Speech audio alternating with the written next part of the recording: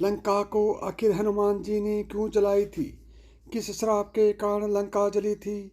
इसके पीछे कोई ऐसी वजह है जिसके बारे में अधिक लोग नहीं जानते।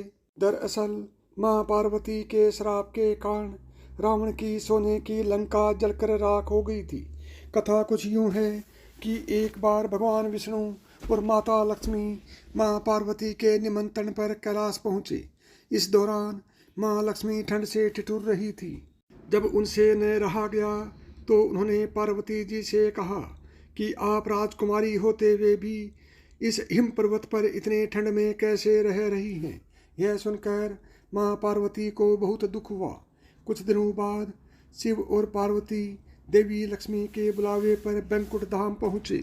बैकुंठ धाम का वैभव देखकर माँ पार्वती ने शिव से भी अत्यंत भव्य महल बनाने की इच्छा जताई। शिव ने देव शिल्पी विश्वकर्मा को लंका बनाने का काम सौंपा। इसके बाद ही उन्होंने सोने के महल का निर्माण किया था।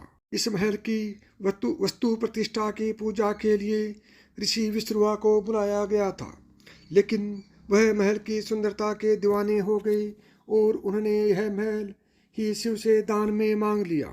शिव ने ऋषि विश्रुवा को यह महल दान कर दिया। माँ पार्वती इससे बड़ी क्रोधित हुई और उन्होंने विश्रुवा को श्राप देते हुए कहा कि तेरी यह नगरी भस्म हो जाए। पार्वती के श्राप के कारण ही रावण द्वारा रक्षित वह लंका हनुमान ने फूंक डाली थी। और मतलब है कि ऋषि विश्रुवा ही रावण के पिता थे। जब हनुमान जी लंकेश रावण की लंका को जला रहे थे तब एक बहुत ही विस्मयकारी घटना हुई।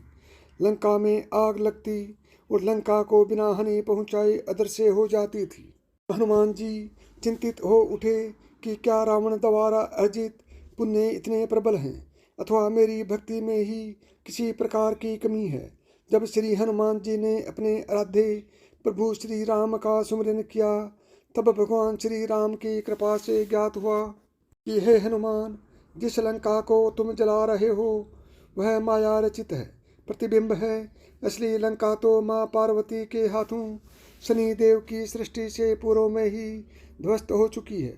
शनिदेव लंका के तल में हैं, इसलिए ये प्रतिबिंब यानी कि लंका नष्ट हो रही।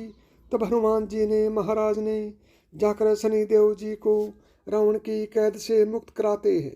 शनिदेव के बाहर आते ही जो ही उनकी दृष्टि उस प्रतिबिंब लंका पर पड़ी है धू धू कर जलने लगी, क्योंकि माँ पार्वती के मन में लंका को स्वयं ध्वस्त करने का दुख था।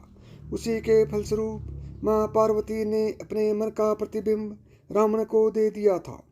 उसी प्रकार मनुष्य जब अपने सत्कर्म भूल जाता है और दुष्कर्म में प्रवृत्त हो माया रूपी सुखों की रचना कर उन्हीं में डूब जाता है, सुमिरन भूल जाता है, तब शनिदेव उसे अपना अस्तित्व और कर्म याद करवाते हैं। इसीलिए उन्हें न्यायाधीश कहा जाता है। जब हनुमान जी लंका का दहन कर रहे थे तब उन्होंने अशोक वाटिका को इसलिए नहीं जलाया क्योंकि वहाँ सीता जी को रखा गया था। दूसरी ओर उन्होंने विभीषण का भवन इसलिए नहीं जलाया क्योंकि विभीषण के भवन के द्वार पर तुलसी का पौधा लगा था। भगवान विष्णु का पावन चिन्ह शंख, चक्र और गदा भी बना हुआ था। सबसे सुखद तो यह है कि उनके घर के ऊपर राम नाम अंकित था। यह देखकर हनुमान जी ने उनके भवन को नहीं जलाया।